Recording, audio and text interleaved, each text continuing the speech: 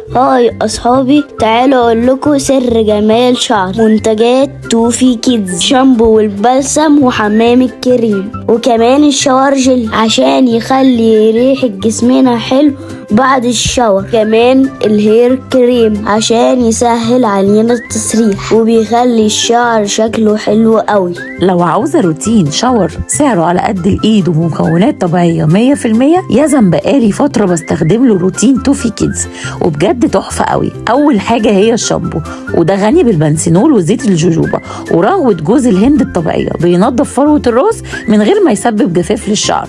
تاني حاجة الكونديشنر، ده فظيع في الترطيب وفك التشابك، بيخلي الشعر ناعم من أول استخدام. الهير ماسك بتاع توفي كيدز حلو جدا وبيرطب الشعر ترطيب عميق، والهير كريم في حتة تانية لوحده. كل منتجات توفي كيدز من غير سلفيد أو أي مواد ضارة، ومش هتصدقوا سعرها كام. هسيب لكم لينك البيج بتاعتهم في الكابشن عشان تعرفوا كل التفاصيل. سلام يا عسل.